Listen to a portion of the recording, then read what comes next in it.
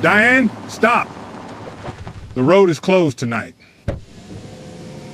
Nothing on this hill is closed to me, Elias.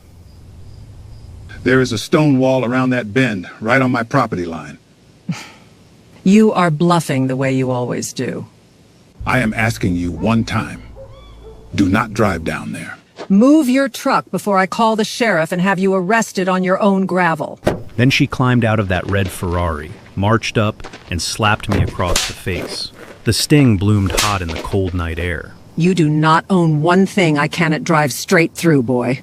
Block me again, and I will have this ranch sold out from under you. She dropped the car into gear, and the engine screamed as she tore off into the dark. So I stepped back, and I let her go. Some people only believe a wall the night they finally hit it. But to understand why that wall was waiting for her, you have to go back to the man who built that road in 1955.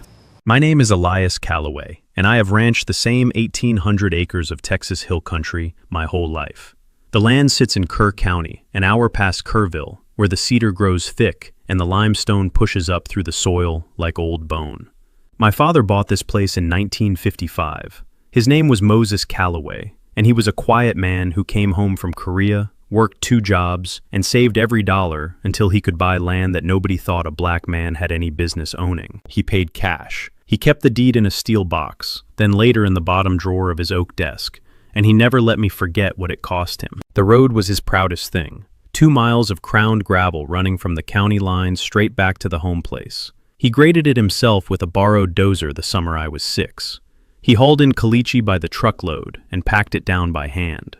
When it rained, he was out there with a shovel cutting the water off before it could cut a rut. That road was not just how we got home. It was proof that he built something permanent on land that was his. My father passed last spring, 90 years old, in his own bed, with my hand on his shoulder.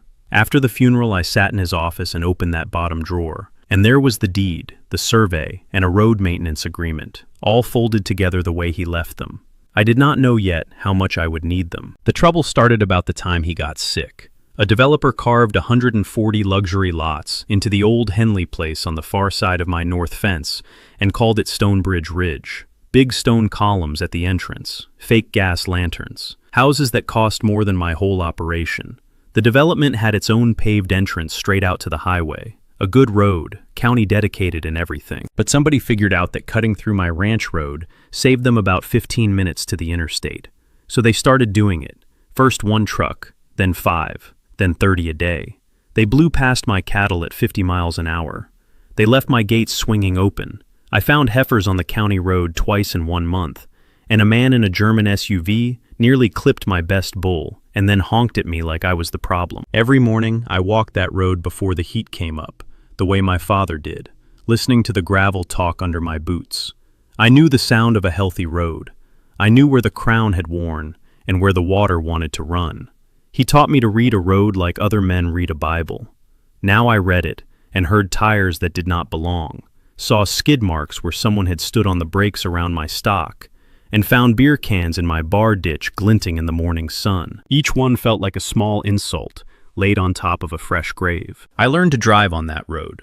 My father sat in the passenger seat of an old Ford with the window down and made me back the whole length of it without once dropping a tire off the crown. He said a man who could not hold a straight line on his own road had no business owning one. When I was 12, we got 11 inches of rain in a single night, and the 2 of us were out before dawn in the headlights, shovels in our hands, cutting relief channels so the water would not take the caliche down to the creek. By sunrise, we were soaked through and laughing, and the road held. It always held. That is the thing about something a man builds with his hands and his sweat. It carries his fingerprints long after he is gone, and you cannot drive over it without driving over him. I am 61 years old. I bury my father. I am running this place alone, and now I have got strangers using the road he built like it came with their mortgage. The smell of crushed cedar and diesel hung over that gravel every morning. I told myself they did not know. I told myself I would just go talk to them, neighbor to neighbor, and it would get handled. I was wrong about almost all of that. The only thing I had right was the paper in that drawer. I went to the Stonebridge homeowners meeting on a Tuesday night, hat in my hand, ready to be reasonable. The clubhouse smelled like new carpet and burnt coffee. 40 people in folding chairs, and up front, Behind a little podium with a gavel she clearly loved stood Diane Pruitt. Blonde, 60s, linen blazer, reading glasses on a gold chain. 9 years as HOA president, and she ran that room like a small queen running a small country. I waited my turn.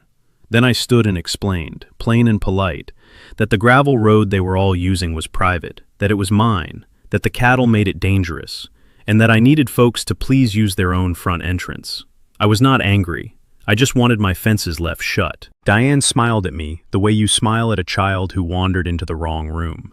She said, and I will remember this the rest of my life, that the road had been used by the community for years, that it was effectively a public thoroughfare now, and that I could not simply close something people had come to rely on. Then she asked, in front of everybody, whether I actually had documentation proving the road was mine. A few people laughed. Not cruel, just comfortable. The sound of folks who had already decided I was nobody. I said I had the deed, the survey, and a recorded maintenance agreement going back to 1955. Diane waved a hand like she was shooing a fly. She said the board would, quote, look into the matter, and that until then, the community would continue normal access. Then she moved to the next agenda item, which was the color of the new pool umbrellas. I drove home in the dark with my jaw aching from clenching it. The hill country at night is all crickets and that dry, cooling smell off the limestone. I sat in my truck at the top of my own road and watched 2 sets of headlights cut across my land, going the wrong way, fast. The next morning, it got worse. Somebody had posted in the Stonebridge online group, and a neighbor printed it out for me later. Diane had written a long note about the, quote, difficult rancher on the south boundary who was threatening community access. She suggested residents document any, quote, hostile behavior from me. She told them to keep using the road as normal and not to be intimidated. 40 people clicked a little hard on it. 3 days after that, a certified letter showed up from an attorney in Kerrville. It informed me that the residents of Stonebridge Ridge intended to assert a prescriptive easement over my road, on the grounds that the public had used it openly and continuously for years. In plain English, they were going to try to take a permanent legal right to drive on my land, just by having trespassed on it long enough. That was the moment I understood this was not a misunderstanding. This was a plan. Wade Sutton set me straight. Wade ranches the spread just east of mine, a leathery old Marine who has buried 2 wives and 100 head in droughts and never once raised his voice. He came by with a thermos of coffee and read the letter twice. Then he looked at me and said, real soft, that I needed to stop thinking of Diane Pruitt as a busybody. He had watched her run 2 families off the Henley Road before the development even finished. She did not lose. She wore people down until they sold or shut up. I asked him what he would do. Wade poured me a cup and said only 4 words. Start writing it down. So I did. That afternoon I bought a composition notebook and a date stamp. I started logging every vehicle, every open gate, every near miss, with the time and the plate. I had spent 40 years before ranching as a civil engineer, surveying and building county roads across 3 states. I knew how to document a thing until it was undeniable. I just never thought I would have to do it to defend my own father's gravel. By Friday, I had ordered 6 trail cameras. Diane wanted a paper war. I had been building the paper my whole life. For about 3 weeks, my notebook did its quiet work. Then Diane decided a notebook was not enough of a problem for her. I keep a steel pipe gate at the county end of my road, and I had started closing and chaining it at night to slow the traffic down. It did not stop them. It just made them mad. One Monday morning I drove up and found my chain cut clean. The gate swung wide into the cedar, and fresh ruts where a dozen cars had already come through. Somebody had taken bolt cutters to my property in the dark. I wired it shut that evening. By Wednesday, the wire was gone too, and this time the gate was propped open with one of my own fence posts, pulled out of the ground and jammed under the bottom rail. They were not just using my road anymore. They were taking my ranch apart to keep using it. Then came the morning I will not forget. I was moving 30 head up the road to the north pasture, the way my family has done that drive for 70 years. The cattle were strung out across the gravel, calves close to their mamas, and I walked behind them with my old cow dog. A silver sedan came over the rise doing 50, a Stonebridge parking sticker on the windshield, a woman on her phone behind the wheel. She did not slow down. She laid on the horn like the cattle were the ones trespassing. My dog scrambled, the herd bunched and panicked, and a yearling heifer took a glancing hit off the front bumper and went down hard in the bar ditch. The car never stopped. I knelt in the gravel with that heifer, her side heaving, dust hanging gold in the morning light, and something in me went very cold and very still. The heifer lived. She favored that leg for a month, but she lived. The driver posted in the Stonebridge group that afternoon that an aggressive herd of cattle had nearly caused her to wreck, and that the board needed to do something about the dangerous rancher. Diane replied within the hour. She wrote that she was escalating the matter to the county. She was not bluffing about that part. Over the next 2 weeks, Kirk County received 11 complaints about my property. My fences were an eyesore. My cattle were a hazard. My road, somebody claimed, was eroding into a protected creek. Every single complaint traced back to the same clubhouse, the same blonde woman with a gavel and a grudge. The strangest part was how righteous they were about it. One evening, a man in golf clothes stopped his cart at my gate while I was mending the chain and told me, finger-pointed, that I was holding the whole neighborhood hostage. I asked him if he had ever once asked my permission to use my road.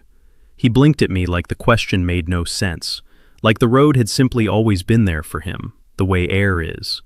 That was the thing I kept running into. They did not feel like they were taking anything. They felt owed it. And a man who feels owed your land will always believe you are the thief the moment you ask for it back. A code officer named Tanner Wells came out to inspect. Young fellow, polite, clearly embarrassed to be there. He walked my fence line, looked at my well-kept road, looked at the 11 complaints on his clipboard, and finally just shook his head. He told me, off the record, that he had never seen one address generate this many calls. Then he told me something that mattered more than he knew. He said the only way the county could ever touch my road was if somebody proved it had become public. A prescriptive easement. The same words from the lawyer's letter. That was the second time I heard it. And I started to understand that Diane was not throwing complaints at me at random. She was building a case. Every angry resident, every honking commuter, every cut chain was another brick in an argument that my road already belonged to the public, and that I had simply failed to stop them in time. It was a smart play. It would have worked on a tired old man who did not keep records.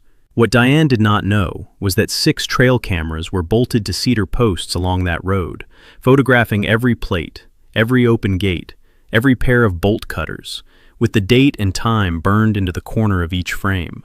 She thought she was building her case in the daylight. I was building mine in the dark, one timestamp at a time. I did not call the lawyer yet. I wanted her to keep going.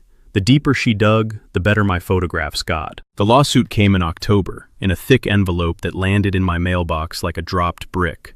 The Stonebridge Ridge Homeowners Association, on behalf of its residents, was formally suing to establish a prescriptive easement across the Callaway Ranch Road. They wanted a court to declare my father's gravel a permanent public right-of-way. 40 pages of exhibits. Photos of cars on my road, presented like proof of a right instead of proof of a trespass. I read it twice at my kitchen table, the propane heater ticking in the corner, and then I called Wade. He came over, read it, and laughed, which was not what I expected. He said Diane had finally made the mistake he had waited 9 years for. She had put it in writing. She had taken a quiet land grab and turned it into a lawsuit, which meant everything was now about evidence. And evidence was the one game I had been winning the whole time. But Diane did not fight in courtrooms. She fought in driveways and group chats. The week after the suit was filed, she turned the whole development loose on me. Residents drove the road slower now, filming me out their windows, hoping I would lose my temper for the camera. Somebody spray-painted the words selfish across my closed gate. My mailbox got knocked off its post twice. A woman I had never met stopped her minivan to tell me her children deserved a safe route to school, as if my cattle were the ones doing 50. Diane held a special HOA meeting and packed it. A neighbor slipped me the recording. For 40 minutes she worked that room like a tent revival. She called me the man who wants to wall off the community. She said property values were at risk. She said, and I want you to hear this, that some people move to the country and forget they are part of something bigger than their own little patch of dirt. The room applauded. 84 families, convinced that the villain in the story was the man burying his father and feeding his cattle. It worked on almost everyone. Almost. 3 days after that meeting, a Stonebridge resident named Hollis Reed knocked on my door. Retired school teacher, lived alone, the kind of woman who still bakes for new neighbors. She stood on my porch wringing her hands and said she could not sleep over what was happening. Then she told me something that turned the whole thing sideways. She said the development had its own entrance, a real one, a paved, county-dedicated road right out the front of Stonebridge to the highway, built into the original plan, used every single day. The shortcut across my ranch did not save the community. It saved exactly one thing. It kept the morning traffic from rolling past the big house at the top of the hill, Diane's house. I asked her to say that again. She did. Diane's lot sat right at the proper front entrance. Every car that used the legal road drove past her windows, her lawn, her wide kitchen glass. The whole crusade about community access and children's safety came down to one woman who did not want traffic near her own home, and had spent 2 years willing to take my land to keep it that way. Hollis left me a stack of HOA newsletters going back 3 years and asked me not to use her name if I could help it. I promised her I would protect her. Then I sat on my porch until dark, the newsletters in my lap, the cicadas winding down, and I felt the ground shift under the whole fight. I had been defending myself. Now, for the first time, I understood I could go on offense, but I was not going to do it on Nextdoor, and I was not going to do it in a shouting match. I was going to do it the way my father built that road, with paper, with permits, and with proof. The next morning I drove to the county clerk's office and asked for everything they had on Stonebridge Ridge. The county clerk's office in Kerrville smells like old paper and floor wax, and the woman behind the counter, Nora Bennett, has worked there longer than some of those records have existed. I told her what I was after. She raised an eyebrow, said the Callaway place, and pulled a roll of plats without my having to spell it. We started with my own. There it was, recorded in 1955.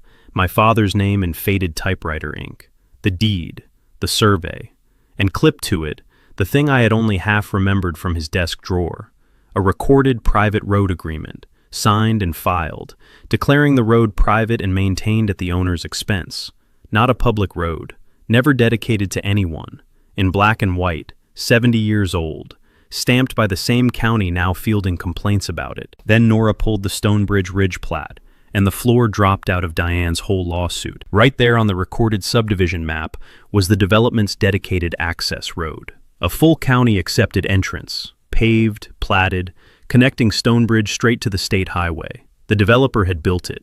The county had accepted it. Every lot in that subdivision was legally served by it. The residents did not need my road. They had never needed my road. Their own founding documents said so. I sat down in that records office and laughed until Nora asked if I was all right. Because here was the truth, finally holding still long enough to look at. Diane Pruitt had stood in front of 84 families in a courtroom and called my road a vital community access. Her own subdivision plat, recorded years before she ever sued me, proved the community already had all the access it would ever need. The lawsuit was not just weak.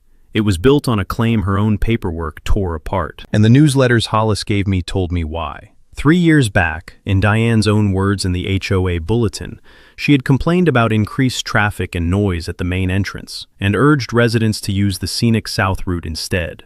The South Route was my road. She had invented the shortcut herself, sold it to the neighborhood as charming, and then, when I tried to close it, rebranded 2 years of trespassing as a community right. Nora made me certified copies of all of it. The deed, the survey, the 1955 road agreement, the Stonebridge plat with its dedicated entrance, the newsletters in Diane's own hand. I drove home with that folder on the seat beside me like it was made of gold, because in a way it was. It was the same kind of gold my father dealt in. Proof. That night I called an attorney in Kerrville named Harlan Cole. I told him I did not just want to win the lawsuit. I wanted to end the road for good, legally, permanently, in a way no gavel at a clubhouse could ever undo.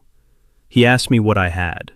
I told him I had everything. Harlan Cole turned out to be a 60-year-old country lawyer with a tin roof office and a wall of dusty land use books, and he understood my situation before I finished my coffee. He spread my certified copies across his desk, put on his glasses, and went quiet for a long time. Then he tapped the 1955 road agreement and said the prescriptive easement case was already dead.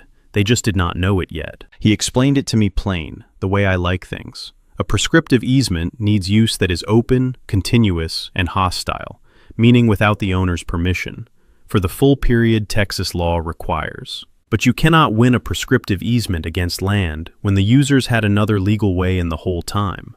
And you surely cannot win it when the so-called public road was recorded as private 70 years ago. Their own plat gave them a dedicated entrance. My father's filing gave me a private road. Their case was a house built on a foundation that was never there. But I did not drive to Kerrville just to win a lawsuit. Winning in court would stop Diane this year. I wanted to stop her for good. So I asked Harlan the question I had been turning over for weeks. Could I simply close the road? Permanently. With something nobody could drive around. He smiled for the first time. He said that on my own land, on a recorded private road, with the public claim defeated, I had every right in the world to build a barrier on my property line. Texas is a property rights state. An agricultural land like mine gives an owner wide latitude to fence and wall his own boundary. He told me to do it carefully, do it by the book, and document every step, so that when Diane screamed, and she would scream, the paper would already be on my side. So that is what I did. I hired a licensed surveyor to reshoot the line my father set in 1955 and drive fresh iron pins along it. I pulled the few permits the county wanted, even the ones I probably did not need, because a clean permit is a wall no lawyer can climb. I sent the HOA a certified letter, return receipt requested, telling them the exact date the road would close and the exact spot the barrier would stand. Diane signed for it herself. I have the green card with her signature in my file to this day. Then I built the wall. I did not build a fence. Fences come down. I built a wall the way my father built his road, to outlast the both of us. Wade brought his tractor. 2 of his grandsons came to help, and a mason from Comfort named Earl, who had laid stone all over the hill country. We dug a footing 2 feet deep and poured it full of concrete and rebar. Then we laid native limestone, block by heavy block, right along the pinned line where my road met my north boundary, across the throat of the curve where the gravel bent toward the home place. 40 feet of stone, 4 feet high, 2 feet thick, a wall you could feel in your chest when you knocked on it. The work took 11 days.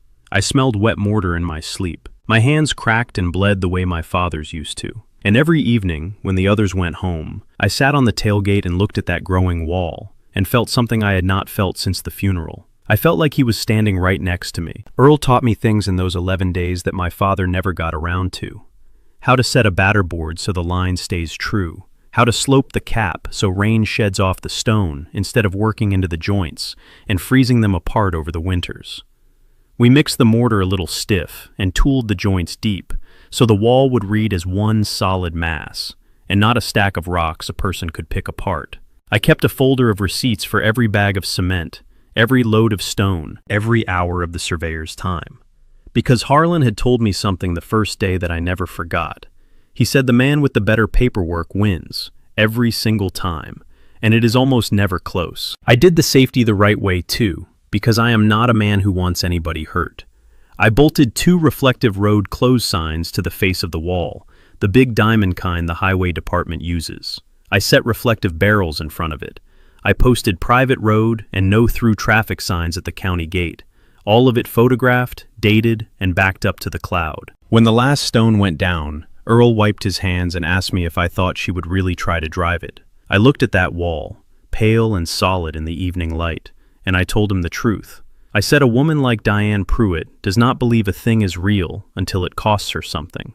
I just hoped for her sake the signs would be enough. They were not. Diane found out about the wall the way she found out about everything, fast and loud. She came the first morning before the mortar was fully cured. I was up top with my coffee when the red Ferrari came tearing up the county road and slid to a stop in the gravel 40 feet from the new stone. She got out, stood in front of that wall with her hands on her hips, and stared at it like it had personally betrayed her. Then she pulled out her phone and started filming, narrating to her followers that a hostile rancher had illegally barricaded a community road. Illegal. The most legal 40 feet of stone in Kerr County. What followed was 2 weeks of pure noise. Her attorney filed an emergency motion, demanding the court order me to tear the wall down. Harlan answered it in 4 pages, attached the 1955 road agreement and the Stonebridge plat, and the judge denied it from the bench. The wall, the judge noted, sat entirely on my recorded property, and the plaintiffs had a dedicated entrance of their own. I was not even in the courtroom. I was out doctoring calves. Harlan called me from the parking lot. laughing, and read me the order while I scrubbed my hands at the spigot. When the courts would not move my wall, Diane tried to move it herself, or at least my signs. One morning, the reflective road closed signs were gone off the face of the wall, unbolted and thrown in the cedar. The barrels were knocked into the ditch. For a heartbeat, the old anger rose, because without those signs, that wall was a lot more dangerous in the dark, and that is the kind of thing that gets somebody killed. Then I remembered the camera bolted to the live oak across the road. I walked over, pulled the card, and there she was in full color, Diane Pruitt, in her gardening gloves, prying my safety signs off the wall and flinging them into the brush. 2 days running, time-stamped. I did not call the sheriff. I bolted up new signs, bigger ones, and added 2 more cameras. I let her keep coming, because every time she touched that wall, she was filming my defense for me. Her husband Gerald was the first rat off the ship. He was an HOA board member, a soft man who had spent years nodding along to whatever Diane decided. But Gerald had also seen Harlan's filings, and Gerald could read a recorded plat. Word came back through Wade that Gerald had quietly resigned from the board and started telling people he had warned Diane to leave the road alone. A man does not abandon his wife's crusade unless he has seen the cliff she is driving toward. The neighborhood started to wobble, too. Hollis was not the only one with a conscience. Once people understood there had always been a perfectly good front entrance, the story changed at the mailboxes. A few residents apologized to me. One man brought his boy by to see the cattle and told me he was ashamed he had ever honked. The 84 families who had applauded Diane were thinning out, a few at a time, like cattle drifting off bad water. But Diane did not wobble. She doubled down. She sent a letter to the whole development, blaming me for dividing the community, and announced that she would personally see the wall removed if it was the last thing she did as president. She still drove past it twice a day, slowing down to glare, gunning the Ferrari as she passed, treating that pale stone like a dare somebody had left in the road just for her. I watched her do it from my porch one evening, the sun going down red behind her dust, and I felt a strange kind of sadness mixed in with everything else, because I could see exactly where this was going, and I could not make her see it. I had given her the courts. I had given her the signs. I had given her a certified letter she signed with her own hand. I had given her every off-ramp a man can give. She took none of them. She just kept driving at my father's wall, like it would move for her, the way everything else always had. It would not. Stone does not care who you think you are. By late November, Diane was losing on every front that mattered, and she knew it. Harlan filed our answer and counterclaim, and it was a thing of beauty. The deed, the survey, the 1955 private road agreement, the Stonebridge plat with its dedicated highway entrance circled in red, the newsletters in Diane's own handwriting, inventing the shortcut 3 years before she ever called it a public right. He laid it all out for the court and asked not only that the easement claim be thrown out, but that the HOA pay my legal fees for filing a suit its own records disproved. The hearing was set for early December. Diane's own lawyer saw the writing on the wall. Word came that he had advised the board to settle, drop the case, and walk away before it cost them a fortune. It was good advice. Any sensible person would have taken it. Diane fired him. She hired somebody new from San Antonio, the kind of lawyer who sends letters with a lot of capital letters in them. And she went on the offensive in the only court she had ever really trusted, the court of the neighborhood. She called an emergency town meeting and stood up in front of a much smaller crowd than before. She told them the wall was an insult to every family in Stonebridge. She told them she would not be intimidated by one stubborn old man and his pile of rocks. And then she said the thing that I believe sealed everything that came after. She said no wall on that hill was going to tell her where she could drive, and that she would go down that road whenever she pleased, barrier or no barrier. People who were there said the room went quiet, not cheering quiet, worried quiet. Even her own people were starting to understand that this was no longer about a road. It was about a woman who could not stand to lose, and who had decided that a 40-foot wall of limestone was a personal challenge to her authority. She kept tearing down my signs. I kept putting them back. We were two people doing the opposite jobs in the same 40 feet of gravel. Her trying to make the wall disappear. Me trying to make sure that if she ever forgot it was there, the reflectors would catch her headlights in time. The week before the hearing, the Stonebridge social calendar had one big event left, the annual holiday gala at the clubhouse. Diane had run that gala for 9 years. It was her night, her crowd, her gavel turned into a champagne glass. Wade joked that she would show up in a tiara. I did not laugh. I had a bad feeling I could not name, the kind a man gets when he has done everything right and still senses something coming. So the afternoon before the gala, I walked the wall one more time. I checked the footing. I tightened the bolts on both road closed signs until my wrench complained. I set the reflective barrels square in the middle of the road, facing the curve, so any headlight coming fast would throw their glow back like a warning flare. I pulled the cards on all 8 cameras and swapped in fresh batteries. I even repainted the white stripe across the face of the stone so it would shine in the dark. I stood back in the cold and looked at it. 40 feet of my father, lit up and impossible to miss. A blind man could not have driven into it by accident. Then I went home, and I waited, and somewhere down the hill, Diane Pruitt put on her pearls and poured her first glass of wine, with no idea that the last argument of her reign was about to be settled that night, by physics, on my father's road. It was almost midnight when the motion alert lit up my phone. Camera 3. Headlights at the county gate, moving fast. I knew those headlights, low and wide and arrogant.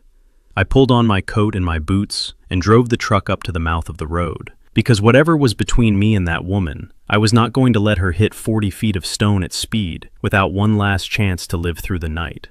I parked sideways across the gate with my brights on the wall behind me, 40 feet of pale limestone glowing white, the reflectors burning like road flares. You could see that wall from a quarter mile. There was no missing it. She rolled up in the Ferrari with the window down, pearls and wine and gala perfume, and we had the conversation you already heard. I warned her. I told her about the wall around the bend. I asked her, one time, not to drive down there. She told me nothing on that hill was closed to her.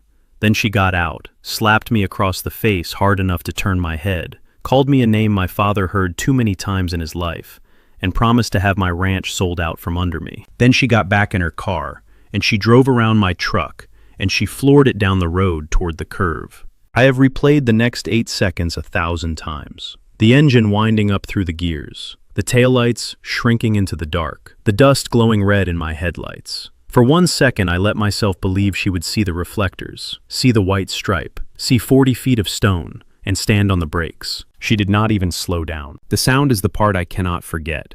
Not a crash like in the movies. One enormous crack, like a rifle the size of a barn, and then a long, tearing groan of metal folding into stone. The night birds went up off the cedar in a black cloud. Then everything went quiet, except the hiss of a broken radiator, and one headlight pointing up into the trees at a crazy angle. I called 911 before I was even back in my truck. I drove down to the curb with my heart going like a hammer. And I will tell you, for all that woman had done, I did not want to find what I was afraid I might find. The Ferrari was wrapped around the center of the wall, like a horseshoe around a post. The hood was gone, steam everywhere, the smell of hot metal and antifreeze and torn earth. And there, climbing out of the driver's door on shaking legs in a mud-streaked gala gown, was Diane Pruitt, alive. The airbags had done their job. She had a bloody nose and a cut on her forehead, and not 1 ounce of understanding in her eyes. She looked at me standing there, and she started to scream. She screamed that I had done this. She screamed that I had built a trap. She screamed to the empty dark and the cedar and the stars that I had tried to kill her. Deputy Tanner Wells got there first, the same young officer who had walked my fence line months before. He took one look at the wall, the car, the woman, and the reflective signs glowing in his headlights, and I watched him understand the whole thing in about 4 seconds. Behind him came a county reporter named Claire Dawson, who monitored the scanner and lived 10 minutes away. She got out with a camera and a notebook, and she started taking pictures of a $250,000 car folded around a clearly marked wall. Diane kept screaming her story. Trap, ambush, tried to kill me. I did not raise my voice. I walked to my truck, and I came back with the folder, the permits, the survey, the 1955 road agreement, the certified letter with her own signature on the green card, and the memory cards from 8 cameras, including the one that showed Diane Pruitt in her gardening gloves, prying the warning signs off that very wall, 2 days running, with the dates burned into the corner. I handed it all to Deputy Wells. I said, "Real quiet, everything you need is right here. The road is mine, the wall is permitted, the signs were up, and she is the one who keeps taking them down." Claire Dawson crouched in the road and photographed everything.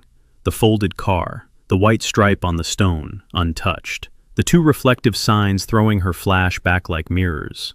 She asked me, notebook ready, whether I had any comment. I thought about the 2 years, the open gates and the quiet mornings ruined by horns, the certified letter, the slap still warm on my cheek. Then I told her the only thing worth printing. I said I built a wall on my own land. I marked it so a child could see it at midnight, and I begged this woman not to drive into it. The rest, I said, she chose all by herself. Claire wrote it down word for word, and it ran on the front page that Sunday. Tanner Wells read for a long minute under his flashlight, while Diane's voice cracked and failed behind her. Then he closed the folder, looked at her sitting on the bumper of her ruined car, and said the truest thing anybody had said in 2 years. He said, "Ma'am, this is a private road. That wall was marked, and you were warned in writing." Then he reached for his citation book, and the only thing getting torn down that night was her. The hearing the following week lasted about 20 minutes. Diane's expensive new lawyer stood up to argue a prescriptive easement, and the judge slid a copy of the Stonebridge plat across the bench and asked him to explain why a community with its own dedicated highway entrance needed a permanent right to drive through a cattle ranch. He did not have an answer, because there is not one. The judge dismissed the case with prejudice, meaning it can never be refiled, and ordered the HOA to pay a good portion of my legal fees. 2 years of bullying, undone in less time than it takes to move a herd. The night of the crash did the rest. Diane was cited for reckless driving and for the assault caught on my truck camera. Her insurance company took one look at the police report, the certified letter she signed, and the footage of her removing the safety signs, and denied her claim flat. A $250,000 car, and she paid for every dollar of that wall with her own. The Ferrari went to a salvage yard in San Antonio on the back of a flatbed, and half the county drove out to watch it go. She did not stay president long after that. When the footage of her tearing down my warning signs made the county paper, under Claire Dawson's photographs, even her loyalists were done. The HOA voted her out at the January meeting. Gerald moved to a condo in town. The big house at the top of the hill, the one she nearly took my land to protect, went up for sale in the spring. As for me, I could have spent that legal money on myself. My father raised me better than that. I put it into the land, and into the people who would come after. I worked with a Texas land trust and placed a conservation easement on the ranch, so that no developer, no HOA, and no Diane Pruitt, whoever comes along, will be able to carve it up or pave it over. It will be cattle country and cedar and limestone for as long as the deeds hold. My father bought this place so it could not be taken. Now it never can be again. Then I started a scholarship. The Moses Callaway Fund pays the entry fees and buys the show animals for kids in our county who want a ranch but whose families cannot swing the cost, the way my father once could not. The first year we sponsored 9 children at the county show. One little girl won a ribbon with a steer she named Mo, after a man she never met, and I stood at the back of that show barn and cried like a baby. Hollis Reed comes to the show every year now. So does Wade, in a clean shirt, pretending he is not proud.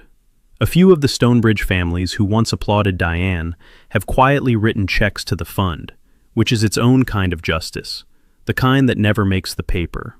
The boy who was ashamed he ever honked at my cattle is 15 now, and he spends his Saturdays helping me move cows up the very road this whole thing started over. He drives slow. He shuts the gates behind him. He proves that the hard way is not the only way a person can learn where the lines are. Sometimes a whole neighborhood just needs one man to refuse to move, so everybody else remembers those lines were always there. The wall is still there. It always will be. The salvage yard cut Diane's car away from it, and Earl came back and patched the few stones she knocked loose. And now you would never know anything ever hit it.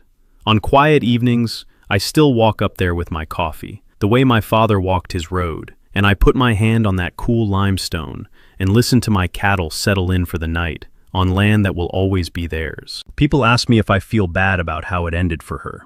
I tell them the truth. I gave that woman the law, the courts, 8 cameras of warning, a certified letter, and my own body standing in the road. The only thing I would not give her was my father's land. Some walls you build out of stone, some you build out of everything your daddy taught you. She hit them both at the same speed, and only one of them gave. So tell me in the comments, have you ever had a neighbor or an HOA try to take something that was never theirs? How did it end for you? Share this with somebody who needs the reminder that doing it the right way still wins.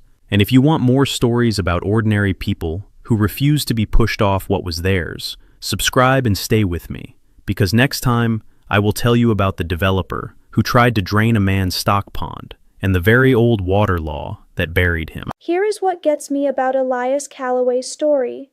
He never raised his voice, and he never broke the law because he never had to. While Diane Pruitt spent 2 years building a case out of bullying and a borrowed sense of authority, Elias just kept the receipts, the deed, the survey, a 70-year-old road agreement his father filed before she was ever born. When you are in the right, the most powerful thing you can do is document it and stay calm. Diane lost her lawsuit, lost her Ferrari, lost her gavel, and lost the only thing she was ever really protecting, which was the view from her own front window. And Elias turned a feud into a future, protecting his land forever and putting ranch kids in the show ring in his daddy's name. That is the whole lesson, folks. Bullies count on you getting loud and getting sloppy. You beat